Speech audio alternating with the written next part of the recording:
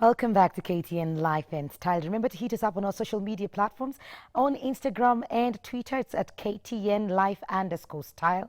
On Facebook, KTN Life and Style. SMSs 22840. We like to talk about money. Most of the young people out there are making so much money, but what are they doing with their money? Personally, I love to travel. I enjoy traveling, but I love my job as well. So in retirement, I would love to travel to the world. But that matters. What really matters right now is what I do with my money now. So if I do not take care of my money now, then probably I'll not be able to tour the world. And now that the world knows about this, probably a pay rise? No? Perhaps? Yeah? No? Okay. Well, to help us make sure that we learn how to take care of our money in terms of investments and savings, I have Duncan and Michelle in studio. Karibuni sana. Thank you. So probably I'll start with you, Michelle. What Yes. company do you work for and what do you do? Well, thank you. I'm Marshall from Zimele Asset Management. We deal with we manage savings. We help people to achieve their long-term dreams. We have unit trust and pensions. Thank you. All right. And you, Duncan? Thank you, Mukali. My name is Duncan Lumomu. I work for Site on Investments. We're an investment management firm with focus on private equity and real estate. So we structure products and get assets to be able to offer an alternative to the market away from the normal traditional instruments we have. So we package them and invite investors to come and subscribe to them. Absolutely. I like the fact that both of you are very young, if looks are not deceiving, you know. And most young people out there are struggling with this. But before we get into that, how terrible are the statistics? Are we saving? Are we investing as young people? Sadly not. If you check at the central bank's website today, the saving rate is 1.4%. That doesn't portray it as well as a country as compared to other, you can say South Africa, they are doing much better and more so for the developed country. So I think there's a need to educate people to help them to understand the culture of saving. It's very important. That's the only way you can manage our futures when we retire. Absolutely. Yes. Does it matter how much money I earn and how much, if I earn little money, does it matter how much I save or save at all? Whatever level of income you are, it's important just to know, first of all, at what bracket you are in, how do you manage your expenses, how do you get to apportion your savings, and how do you get to plan for the longer term. As you've said, you'd want to travel eventually. Yes, how do you make sure that at your retirement level, you're doing all those cruises, traveling everywhere you'd like to? So at the level where you are right now, irrespective of what you earn, whatever decisions you make now are the ones which are going to determine what you'll eventually achieve at your retirement level. Absolutely. There's a lady called Sonia who is joining us in a bit, and we will talk to her. She has struggled saving, considering the amount of money that she earns. Sonia, kindly join us. You don't look like you're struggling with money. You look absolutely fabulous. Thank you. How are you? Fine, thank you. All right. Yes. I have Michelle and Duncan, and probably before they need to understand your situation. Okay. So what is it that you're struggling with in terms of finances? What cut to save at the end of the month and the discipline to save the particular cut. Yes. Okay.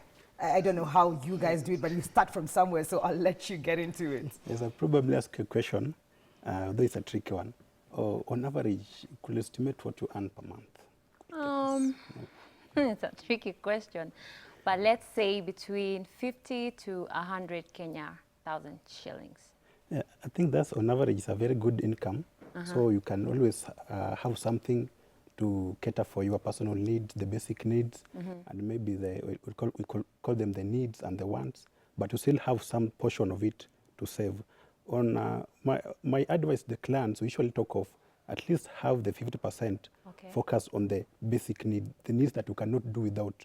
We are talking of rent, electricity, probably education, probably if you have a loan with if you just graduated yesterday and you're still paying the HELP loan, those are the needs that you have to cater for. Yes. Then 30% should go now to the non-essential needs, and then you have 20% that must go to savings. That is now your future. We want to maybe own a house as maybe the next 10 years, Yes. you want to buy a car. Yes. You can apportion your income in that level. Let's say 50% basic, 30% non-essential. Now you must also be entertained. You know, that's a reality. It's yes. true. Then 20% must go into savings. All right. Yes. when you're looking at a financial planning, it's always structured around three phases. All right. The first phase is the accumulation phase. And from an age bracketing level, you'll always look at accumulation phase, anything below 30 years. So anyone who's below 30 years, you're at an accumulation phase. This is the time you're accumulating your skills, you're improving on your skills, Yes. you are getting into the job market, so you're trying to come in and really build your skills from at your work, but as well to try and build income, what we could call like a preliminary income. And also at that time, you also want to try and do all the bungee jumps you want to do in life, maybe switch jobs as frequent as you can, maybe try to go to get the highest pair. Yes. The second phase comes in between 30 to around 50 years. This is what we call consolidation phase. And that consolidation phase is where now you've literally done all the, what I could call the jumpy part of your life. Now you want to really focus on building for yourself and for your family. So at this level, you'll always get individuals maybe at a much stable, steady job. Families have come in now. You have to take care of their needs. Yes. You have to plan for that. So at the consolidation phase, they are already starting to pay you returns, or you are looking to now make the investments you did at your accumulation phase to pay for you.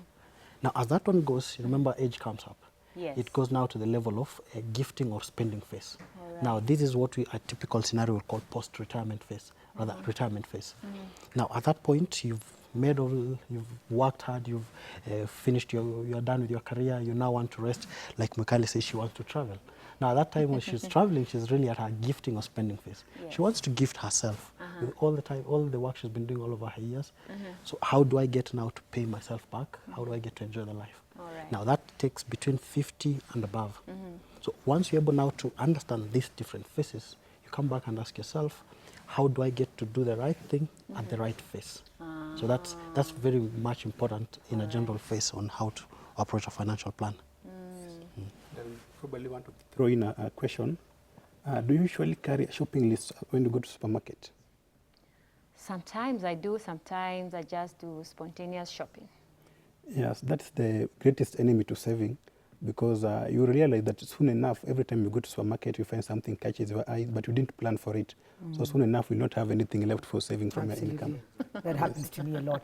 On average, probably, Sonia, you could tell us how much money do you spend in a month? So you said you earn 50 to 100? Yes. How much of that do you spend counting your rent, And other expenses. bills?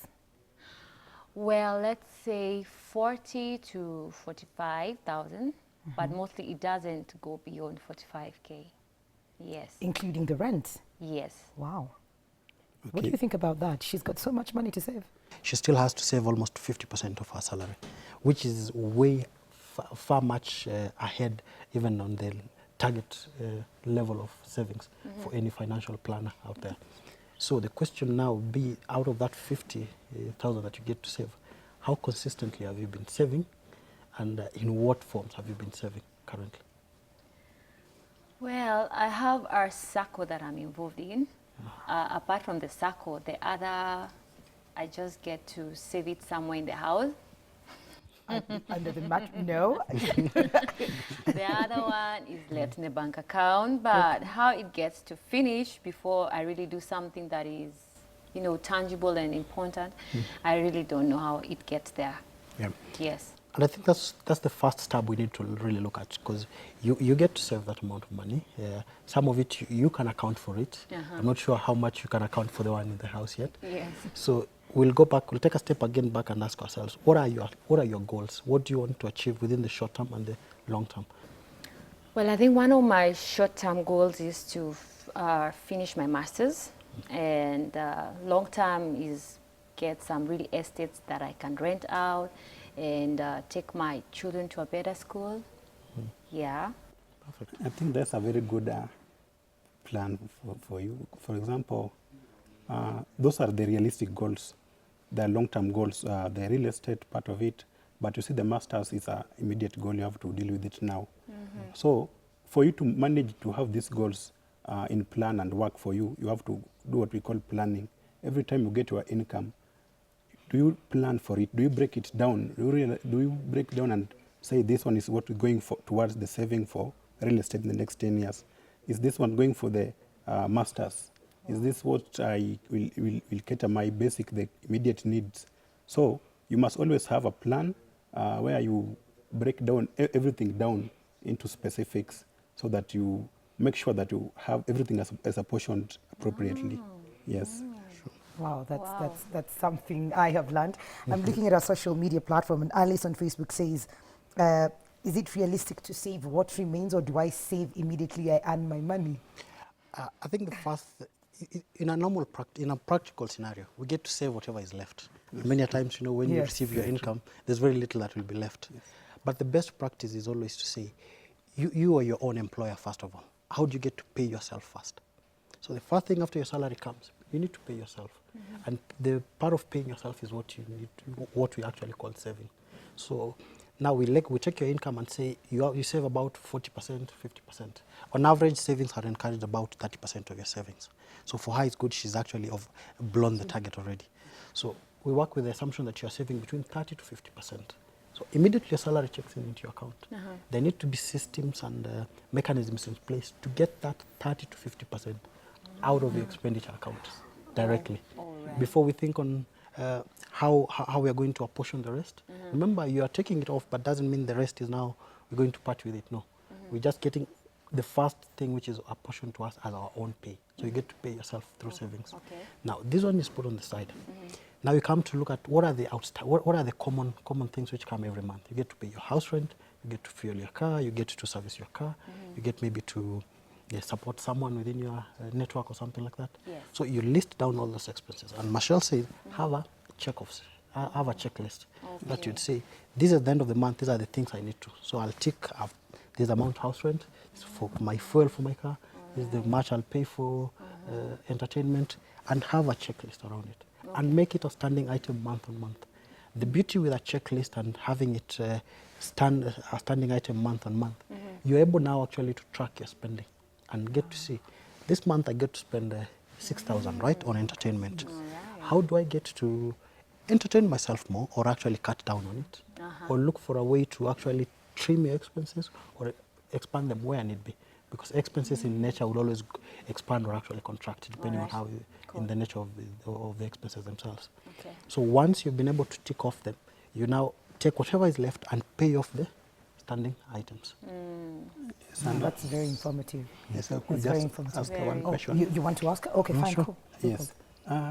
You said that you save in a SACCO and in a bank. What other savings plans do you know that exist in Kenya today? Does merry-go-round, is it part of it? No? Yeah, I it think the is. merry-go-round is part of the circle, Yeah. right? Yes, the money still end up in a bank or in a SACCO somewhere. Okay. Yes, so it's a saving plan. Most of my investments are in a circle, other than the bank. Yes, unfortunately, most Kenyans don't know that we, beyond SACCOs, we have very many opportunities to save.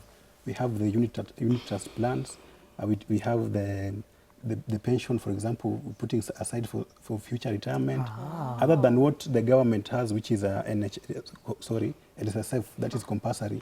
We can still be in an occupational scheme at our workplace, or you could still join a pension plan. There are so many of them in Kenya, and save something towards your retirement. Okay. And back to the unit trust, this is the easiest way of getting into stock market or in the bond market. Those are sophisticated for somebody who don't look at finances on day to day.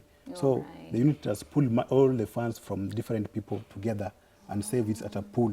So they have a better bargain and they have good returns for you. So consider also those Consider that. opportunities. Yes. That's I really good. will consider that. You said you've got masters in plan. You want to Yes. get into real estate. Yes. What's the timeline that you're giving yourself to get this amount of money so that you can, fulfill your goals? Well, the master's is way so soon because I wanted to go back to school next year to pursue the master's. About the real estate, I'm giving myself a time frame of 2 to 4 years. 2 to 4 years. Yes. Okay, I'm going to just throw this to you. And she said she earns 50 to 100 right now. And for her long-term goal, 2 to 4? Yes. 2 to 4 years. Is that realistic? Yeah, it is realistic. And now comes back again to looking at what are your immediate needs and what are your long-term needs. Your immediate need is a master's right now. So we need to apportion your savings in the notion that, one, when it comes, if you're giving yourself a span of 1 year to actually be able to pay off for the master's, we need to apportion your savings in a way that within 1 year, the funds are ready. And even if the funds are not fully ready at that time, you'll have saved within a framework that can support you to actually go a step and take an extra credit on it. So you can access extra funding if it's student loan or even if it's a loan out there to support it. So if you looking at already whatever you're doing at a circle level, there are many ways you can actually work with the circles. And you know, circles, they are what I could call cooperative movements are in two ways. There's a circle and there's an investment cooperative.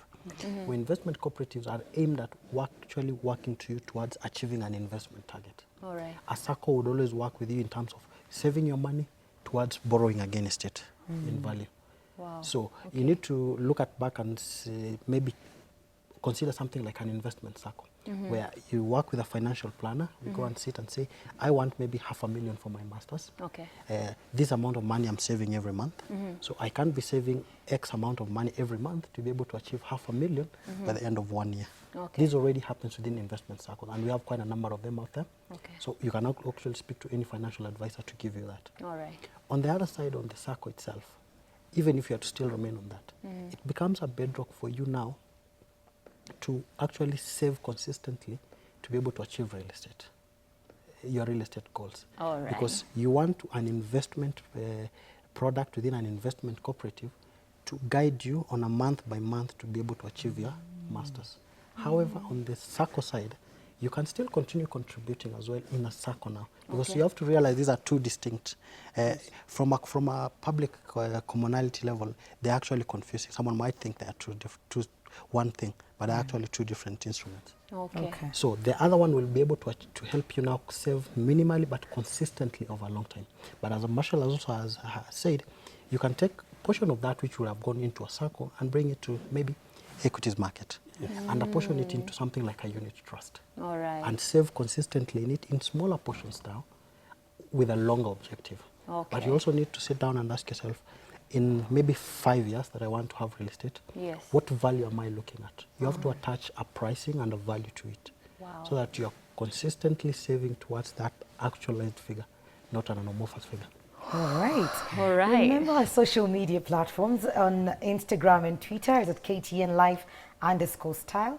On Facebook, KTN Life and Style. Remember to SMS us 22840. Now, Jillian has a question here. She says, what point do I use my savings for investments? At what point does she get and realize that I have saved enough, now I can remove this from my account and use it? Yes, it's a tricky question, because the real answer lies on your goals from the beginning.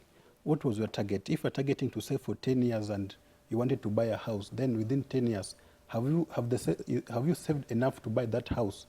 If so, then it's good. You can go ahead and remove a portion of it and go into investment. But if that's not the case, then you can still adjust your budget. You can still save more, maybe for the next extra 2 years, until it's all about what you wanted from the first place. What were you saving for?